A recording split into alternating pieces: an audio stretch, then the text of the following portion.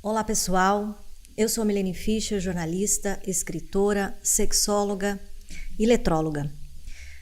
Junto comigo, o Dr. Ricardo Gomes, ele que é ginecologista e terapeuta sexual. Hoje nós vamos conversar sobre um assunto muito sério, que é o abuso, o assédio e a importunação. Eu desconheço uma mulher que nunca sofreu algum tipo de violência, algum tipo de abuso ou foi importunada de alguma forma.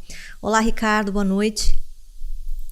Boa noite. Hoje falando um assunto um pouquinho mais tenso, menos divertido que os anteriores que a gente está falando, né? Pois é, mas é bem necessário também, né? Muitas mulheres Sim. já me falaram, e eu já passei por isso, que é a dificuldade de entender quando existiu de fato uma importunação. Ou se foi uma brincadeira, ou a pessoa, sei lá, se expressou mal, não teve nenhuma intenção. Às vezes um abraço mais demorado, uma piada de mau gosto, um comentário sobre o corpo ou sobre a roupa que ela está usando, enfim. E a gente para um pouco para pensar, para tentar entender o que foi aquilo. E às vezes passa dias e só depois a gente conclui que realmente houve um excesso, né, que se passou dos limites. Não se trata de esterilizar as relações. A gente quer ser paquerado, a gente quer brincar, a gente quer conversar com naturalidade. E eu já tive relatos de alguns homens que me falaram que tem tomado mais cuidado com isso e tem um pouco de receio, inclusive, com relação a como se comportar com relação a isso. Como homem, como ginecologista, como que as mulheres podem identificar quando há um excesso e como o homem consegue esse equilíbrio para não cometer um excesso? Então, vamos lá. Para a mulher, eu acho que entra muito naquilo. Se te incomodou, provavelmente ocorreu um excesso. E se incomodou, o ideal é a gente falar, ó, não gostei da tua brincadeira, né? Ponto não me agradou. Só que, o que a gente tem atrás disso? A gente tem uma qual se coloca que o homem naturalmente assim, ele deve ser assim, que é natural fazer brincadeiras ou até invadir um pouco mais o corpo da mulher, mesmo que seja com toques aparentemente inocentes, mas com brincadeiras que às vezes invadem mais, né? E a gente tem uma sociedade que fala que isso é normal, né? É uma brincadeira que as pessoas falam muito até para crianças, adolescentes, tipo, cuide das suas cabras que meu bode está aí à solta. Então isso mostra como que a gente leva que como sendo normal essa invasão masculina, né? E para os homens assim que estão um pouquinho mais atentos ou que querem estar mais atentos nisso, eu recomendo assim olhar um pouquinho a linguagem corporal da mulher. Você chegou, fez uma brincadeira, você viu que ela se retraiu, foi para trás, né? Uma postura muito comum de alguém que não gostou, às vezes cruzar os braços, uma reação de defesa. Então, prestar um pouquinho atenção nisso e se percebeu que incomodou, pedir desculpa, né? Eu acho que, assim, como você falou, as mulheres querem também flertar, querem paquerar, e os homens também querem. Às vezes esse limite é difícil, porque o que incomoda você pode não incomodar, pode parecer invasivo para você, para outra pode ser normal, pode ser tranquilo. E às vezes é difícil, porque é realmente muito pessoal, porque depende muito da nossa história. Como a gente entende do outro lado. Então, acho que chegar com a educação é o ideal para a gente poder chegar sempre no meio termo das coisas, né? No meio termo do espaço ideal de cada um. Do ponto de vista masculino, os homens, eles percebem essa toxicidade? Eles têm ideia do machismo que está por trás disso e o tanto de mal que ele faz para a mulher? Eu acho que muito homem hoje está percebendo e vê mesmo, sim, mas tem muita gente, muitos homens que não têm a menor ideia, né? Então, por exemplo, eu já atendi mulheres vítimas de abuso sexual, um contexto que acho que não cabe tanto falar, mas que para ela foi um abuso, e para o cara foi sexo. Ele ligou para ela, você lembra que a gente transou ontem? Você tomou a pílula do dia seguinte? Então, na cabeça dele, pela história que ela me relatou, ele mal teve a ideia de que foi um abuso. A situação em si, né, acho que a gente até vai falar um pouco mais sobre isso mais para frente, mas é que a menina estava alcoolizada, então, em parte, ela não tinha como dar consentimento, né? outros contextos também ali, mas que ele entendeu que para ela estava ok. Ela tinha dado conhecimento que na verdade não tinha. Então, isso são coisas que podem acontecer. Ou, uma coisa que é muito clássica também, é aquela história de o homem não entendeu não como não. Entendeu não como uma brincadeira, como um jogo de sedução. Pode ser que, eventualmente, isso aconteça, mas na maioria das vezes, o não é não. Né? Então, a gente tem que pensar no não como não. Né? Então, e eu já vi frases de homens falando, não, ela tá falando isso, é só um joguinho, é só você insistir que ela cede. E homens chegaram a esse insistir a colocar a mulher contra a parede, no qual ela cede com medo de que aquilo vire uma agressão física. Né? Então, isso realmente acontece. Pode parecer assim, quem está olhando de fora, né, principalmente às vezes homens, vão falar, não, até parece, né, a gente sabe quando a mulher não quer. E, na verdade, quando você pergunta para as mulheres, na verdade, não é isso que acontece. Né? Pegando o gancho aí no que você falou que ela bebeu, inclusive está sendo divulgado o áudio do jogador Robinho, né? A UOL fez um podcast com relação a isso, divulgando os áudios do caso do Robinho, que houve um estupro, enfim, e eles falam, né? Eram vários homens, e eles falam que ela estava bêbada, que ela tinha bebido, que ela não saberia identificá-los, enfim. E todo abusador tem essa estratégia, né? De culpar as mulheres. Ou é por causa da roupa que ela estava usando, ou era o horário que ela estava na rua, se ela foi porque ela queria. Teve aquele caso do outro jogador que disse que ela estava lubrificada, inclusive por causa que ela bebeu. Né? Ela bebeu, ela estava bêbada, então, né? Aí essa mulher também se apega à culpa, à vergonha, né? Quando uma mulher estiver nessa situação, o que você acha que ela tem que fazer? Bom, naturalmente, a vítima de um abuso, ela já se sente culpada. Isso já é o comum. E não digo nem que é só do abusador usar isso, mas a sociedade como um todo, ela tem tendência a culpar a vítima.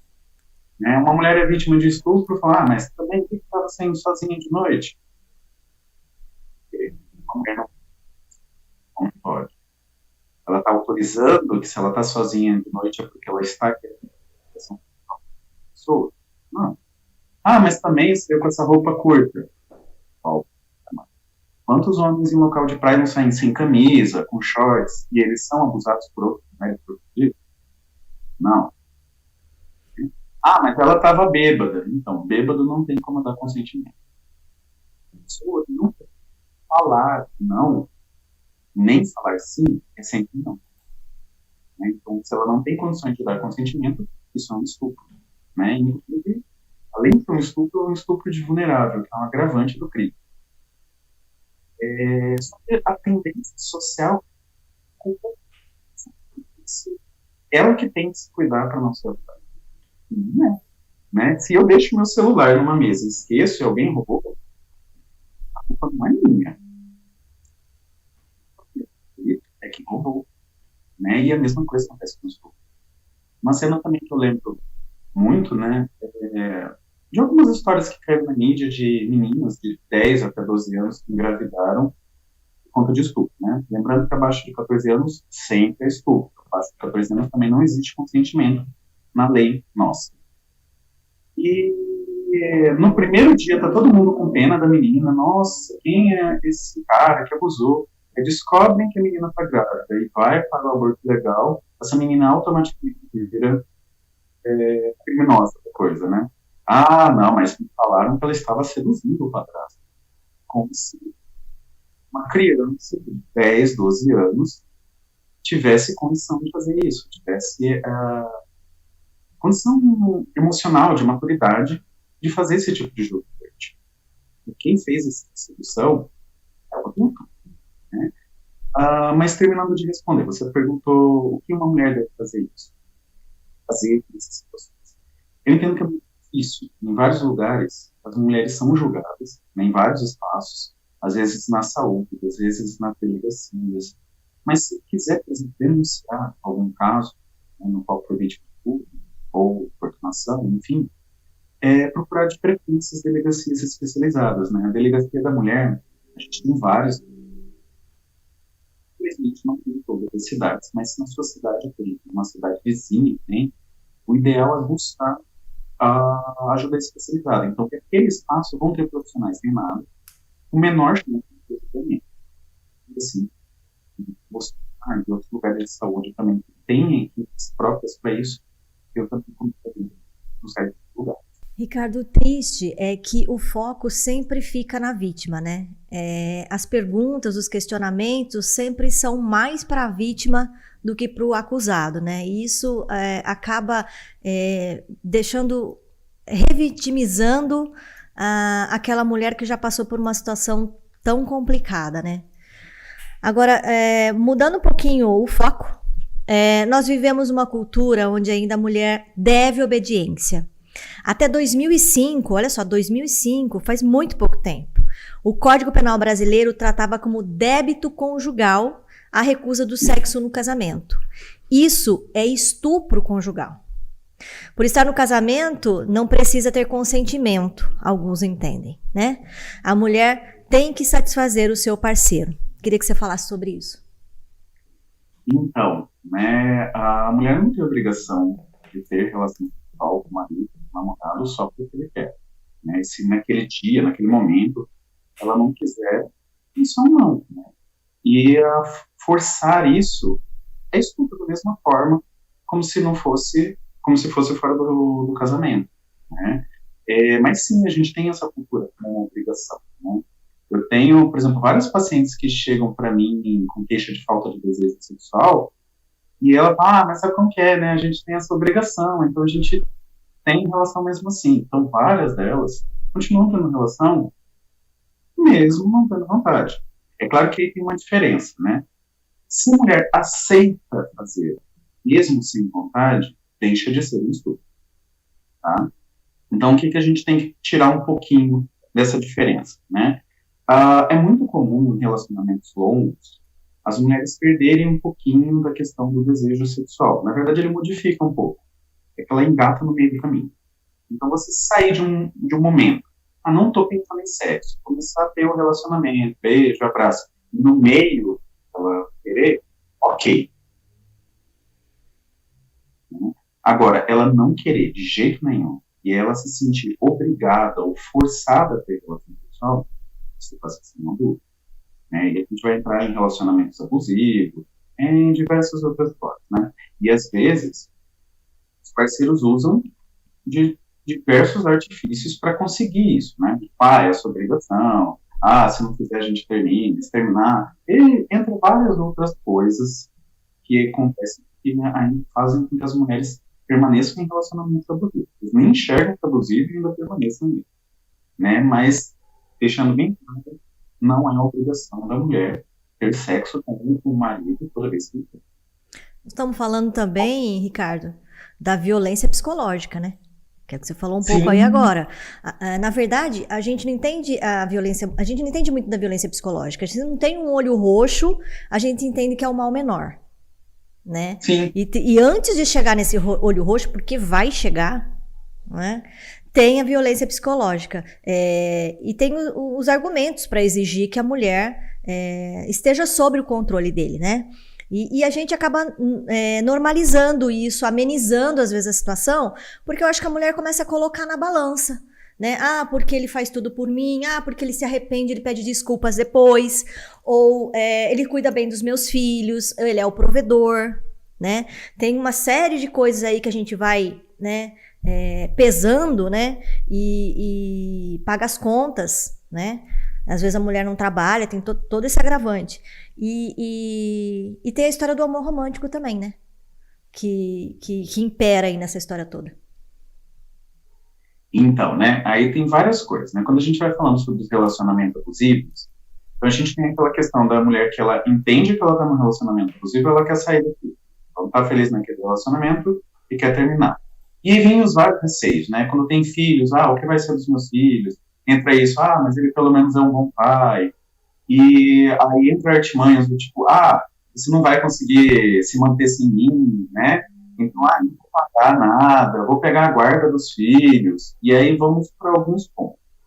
Primeiro, o homem que tem filho com a mulher, ele é obrigado a pagar pensão em relação aos filhos, se os filhos ficam com ela. Né? E fala assim, eu vou pegar a guarda. Na maioria das vezes, no Brasil, a guarda fica com a mãe. Pode ser que fique, pode. Essa decisão ali do juiz, ou que seja uma guarda compartilhada. Mas ele não pode dizer que ele vai ficar com a guarda e pronto, acabou. Isso não é uma decisão dele. Isso está no julgamento. Mas a outra coisa também, né? Muitas mulheres, às vezes, deixam de trabalhar e ter a própria renda, porque o marido impede ela de trabalhar. Isso é um outro tipo de violência também que a gente tem que deixar claro, né? Violência patrimonial, no qual ele impede dela ter o próprio sustento. Ou pega tudo que é bem deles, fica tudo no nome dele. Ele gerencia, ou ela tem dinheiro que ela ganha, mas ele que gerencia o tempo todo. Isso pode estar entrando dentro de violência patrimonial, porque ele impede que ela consiga sair financeiramente daquele relacionamento. Mas o que a gente tem para isso, né? A gente tem locais que ajudam essas mulheres que querem sair desse relacionamento. Primeiro, a gente tem uma lei Lei Maria da Penha, né? Que inclusive ajuda ela a ter uma proteção de um espaço, inclusive, ter uma liminar que não pode deixar eles se aproximar caso tenha violência nesse tipo de relação, né? A gente tem as casas da mulher brasileira espalhadas pelo país que podem dar um suporte para essa mulher, inclusive de achar um lugar para ela ficar temporariamente, e também de colocar ela no mercado de trabalho, ajudar ela a ingressar no mercado de trabalho, e que podem fazer com que dê esse suporte caso ela não tenha também um suporte de rede de apoio, né, como pais ou familiares que possam dar esse apoio para ela. Mas você também falou da questão do amor romântico. Sim, infelizmente a gente tem uma cultura em que o amor muda todo mundo. Ele vai mudar porque ele me ama e então acabou. E quando a gente pensa no ciclo dos relacionamentos abusivos, o amor romântico é um reforçador disso, né? Geralmente o relacionamento está tudo bem, aí o casal começa a brigar por alguma coisa, por exemplo, um ciúme. Essa briga começa sendo verbal, depois passa a ser física, às vezes uma agressão tão grande que a mulher sai de perto desse homem, e ele volta prometendo que ele vai mudar, que ele ama ela, que ele não vai fazer mais. Ela confia nessa mudança e volta, e aí passa por um estágio que a gente chama de lua de mel, porque fica tudo bem maravilhoso, né? Porque aquela volta após o término acaba, né, ampliando essa paixão, e só que isso não resolve o problema. Em algum momento vai voltar a ter, porque a causa não mudou, né? Uma pessoa nunca muda pela outra, ela só muda quando ela quer. Isso tanto homens quanto mulheres. Né? E de modo geral, quando a gente fala de relacionamentos abusivos, não são só homens que são abusivos. Tá? Mulheres também podem ser tóxicas nos relacionamentos. Às vezes o relacionamento em si é tóxico. Um, geralmente, agride o outro verbalmente. Só que qual que é a grande questão? Quando essa violência passa a ir para violência física, a mulher geralmente perde, né? Porque o homem tem uma força física, na maioria das vezes, o homem tem uma força física maior que a da mulher. Então, na hora que entra para isso, só vai piorando e a tendência é ir no agravamento de danos cada vez maiores para o lado da mulher, inclusive levando a mulher à morte. Tá? Então, o importante é a gente interromper esse ciclo da violência quando começa a acontecer, quando a gente começa a perceber que ele está acontecendo. Uma situação muito comum é eles mexerem com a autoestima da mulher, né? Do tipo, ninguém vai te querer, né? E aí ela começa a acreditar nessas coisas e acaba não denunciando, acaba tendo dificuldade para sair dessa situação. Agora, deixa eu te contar uma história que aconteceu comigo. Eu estudei à noite no colégio e eu saía embora para casa a pé, que era relativamente perto, e outras pessoas iam também junto, porque as meninas moravam no mesmo bairro, enfim. Então a gente saía à noite da escola, do colégio, e descia a principal avenida da cidade. Eu moro numa cidade pequena, no interior de São Paulo, e a gente estava descendo ali e subindo um grupo de rapazes. E a gente não, né, descendo normal, conversando, dando risada. Quando eles se aproximaram, eles empurraram a gente meio para a parede, assim, e passaram a mão na gente, pegaram, né, tocaram na gente, assim, e saíram dando risada, né. Naquela época, muitos anos atrás, a gente não fez nada, né, porque isso nem era conversado, não era nem não era uma possibilidade, né, enfim, passou, né. Há um tempo atrás, algumas semanas, eu estava descendo essa mesma avenida, né, depois de um compromisso, e era um percurso curto, assim, mas eu passei pelo mesmo local, e estava subindo um grupo de meninos, de garotos, do mesmo colégio. E eu me senti muito mal, assim, eu fiquei muito ansiosa, eu fiquei muito, né, muito incomodada, eu queria sair daquele lugar, mas eu não conseguia, não dava para atravessar naquele momento, e eu fiquei aquilo, e não aconteceu nada, né, eles passaram e tal, e depois disso eu me lembrei desse episódio, que havia acontecido comigo, né. Algumas mulheres, ela tem essa memória do abuso apagada, né, em muitas situações, e que em algum momento ela volta. Né? Hoje nós temos mais meios de lidar, as pessoas denunciam, tem todo um processo terapêutico que é demorado, que é dolorido, mas tem solução, tem como pelo menos se cuidar com relação a isso, né? Depois de passar por uma situação dessa. Qual que é a sua orientação nesse caso? Então, realmente, a gente tem um mecanismo de defesa mental, né? Que é esquecer detalhes daquilo que te causou uma situação que causou um trauma, né? Isso para vários tipos de traumas, né? E o abuso é um deles, né? Então, geralmente, por exemplo, as pacientes que eu atendo, vítimas de estupro, comumente esquecem os detalhes, esquecem a data, porque o cérebro tenta apagar os registros daquilo, como uma forma de defesa, para você não ficar lembrando e sofrendo. O que acontece? Às vezes você se vê numa situação parecida que acaba te lembrando isso, né, te retomando, né? E como que a gente trabalha com isso? Normalmente, terapia, não tem outras opções para a gente poder trabalhar. Mas a terapia, muitas vezes, não é que ela vai fazer você esquecer isso, né, mas fazer você ressignificar isso, dar um outro ar. Aquilo foi um evento, foi uma violência, mas você não é a mesma menina de antes, você já é uma mulher, você já tem como se defender, você já sabe o que você pode fazer em situações semelhantes. Então, começar a trabalhar dessa forma. Vai ser rápido? Vai ser fácil? Geralmente não. Tem gente que faz isso de uma forma mais precisa de anos de terapia para poder conseguir fazer isso de uma forma muito fácil. E às vezes isso acontece com crianças, né? Como é que previne? Como é que a gente previne nossos filhos com relação aos abusos, Ricardo? A gente vai voltar em um tema que a gente até já falou antes, né? Depois a gente tem que falar de educação e sexualidade para criança, né? As pessoas ficam empavorosas quando fala a palavra criança e sexualidade na mesma frase. Mas quando a gente fala em educação sexual para criança, a gente pensa em duas coisas.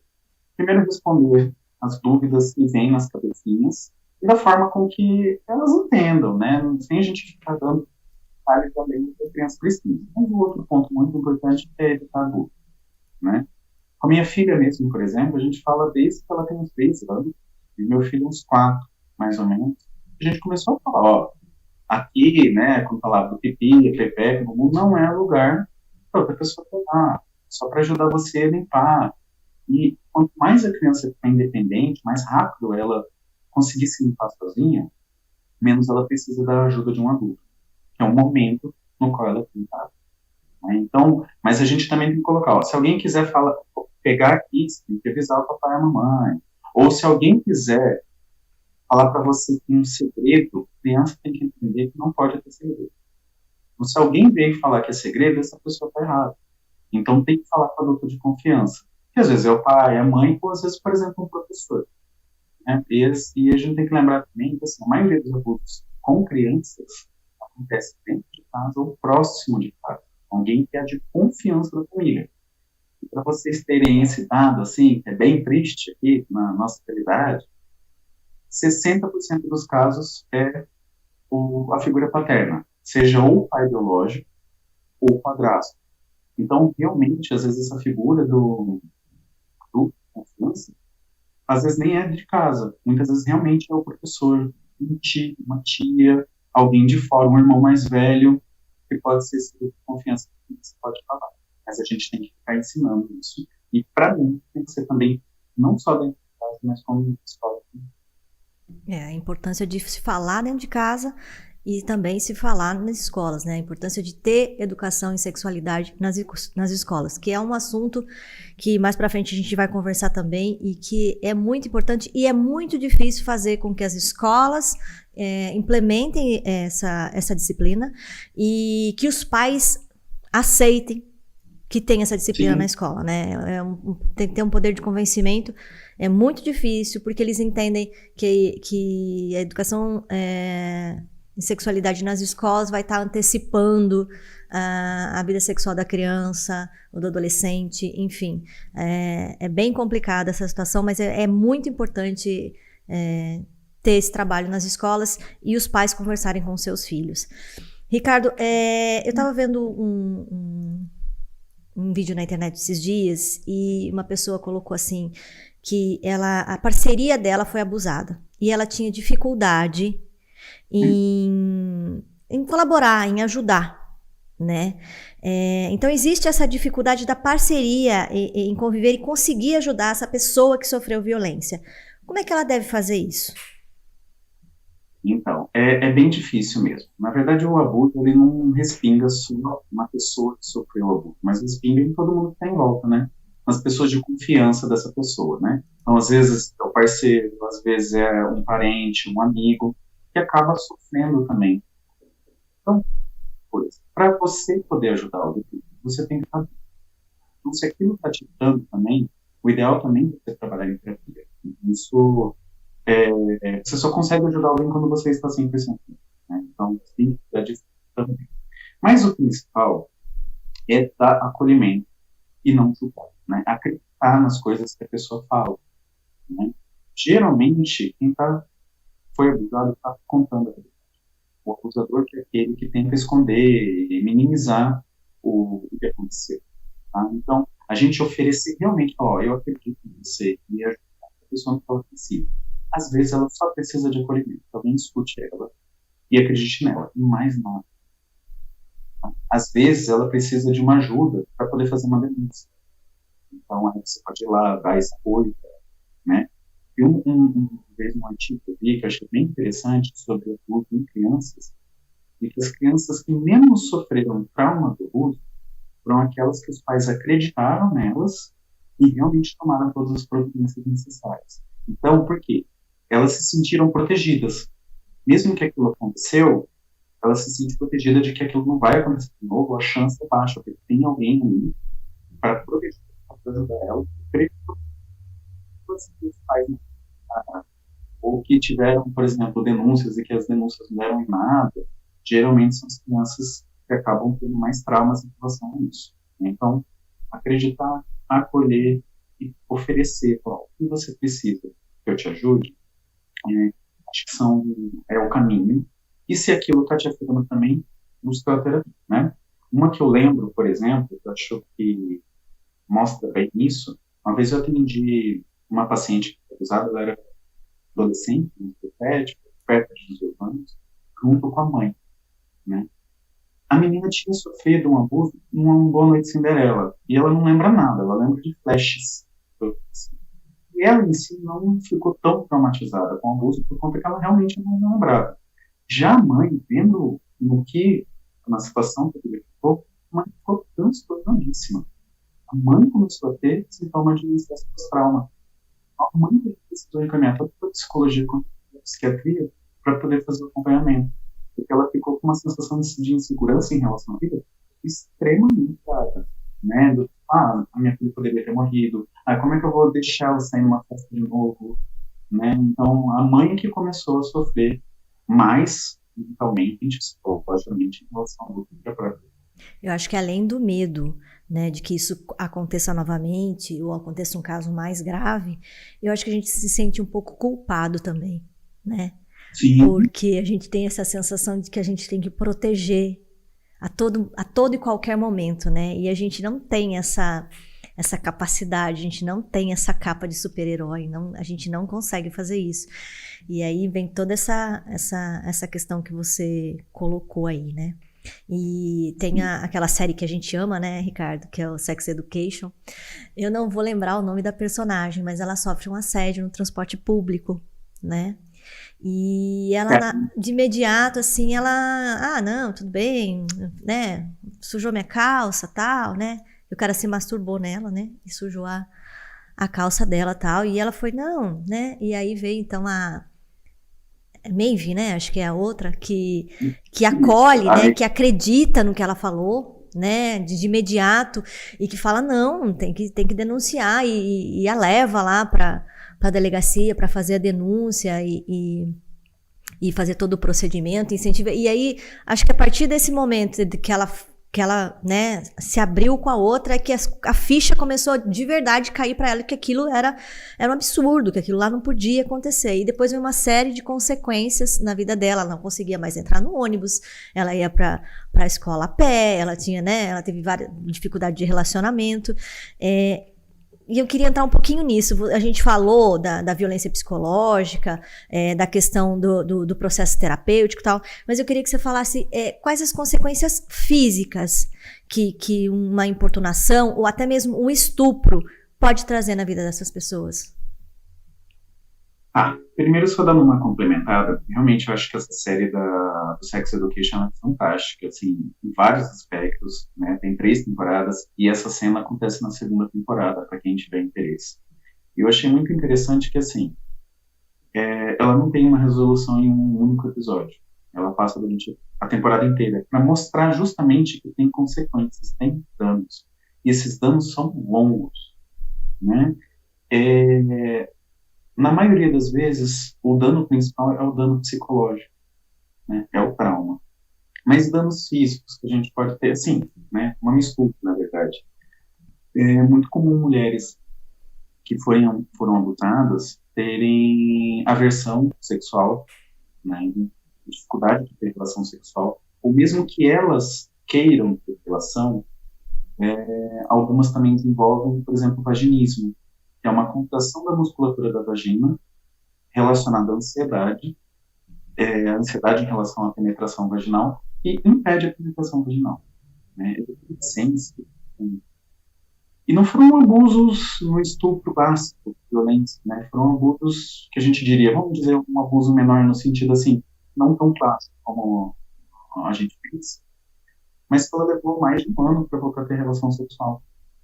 E ela só teve relação sexual depois da consulta, depois de ter feito o tratamento. Então, isso pode sempre causar danos que podem levar muito tempo, né?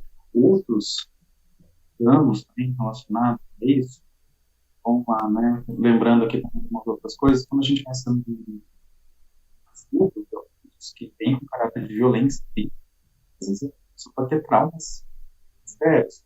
Então, às vezes já atendi paciente com lacerações de corte, então, precisar da ponta. Então, logo após um abuso, às vezes a gente tem realmente lesões físicas graves, risco de morte. Mas, a gente tem muito problema psicológico e o outro também, né, que a gente não pode ter quando é um abuso de alguém totalmente desconhecido, quando não é, por exemplo, um ex-parceiro, a gente tem os riscos também de doenças sexualmente transmissíveis, né, as infecções sexualmente transmissíveis.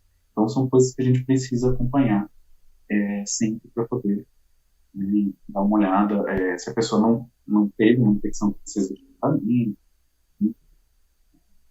Ricardo, para a gente encerrar o nosso podcast de hoje, podcast Borogodó, que hoje está trazendo um assunto árido, é possível amar? É possível ter prazer pós-abuso? É possível. Né? A gente só tem que parar de empurrar para debaixo do tapete o problema. Como eu falei antes, esquecer não vai, mas tem que ressignificar. O que é isso? Entender que aquilo realmente foi uma violência. Aquilo não foi um ato sexual, né? Um ato sexual, as duas pessoas concordam. Então, se você não quis ter, foi uma violência. E tem que separar. Então, um ato de violência que foi pontual, que aconteceu, está lá no passado, a pessoa que eu estou agora, eu escolhi estar com essa pessoa, a pessoa que me faz bem, estar com o ato sexual que essa pessoa faz bem. Então, vai ter uma mudança de significado. Só que isso não é só porque eu sei disso que isso vai acontecer assim, né?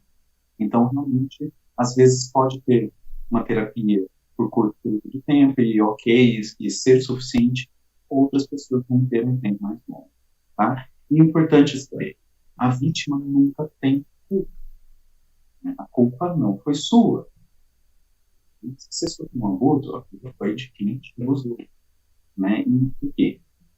Muitas vezes, uma das coisas que mais demora para a pessoa conseguir lidar é ficar pensando que a culpa foi sua de estar naquela situação. Ah, mas se eu não estivesse ali naquela hora. Ah, mas se eu tivesse esperado alguém que fez junto comigo em casa, em vez de sozinho. Então, não, a culpa é sim, né? Isso faz parte das coisas que trabalhar, mas é sim, fazer, utilizar, novo, sempre ter esse paciente.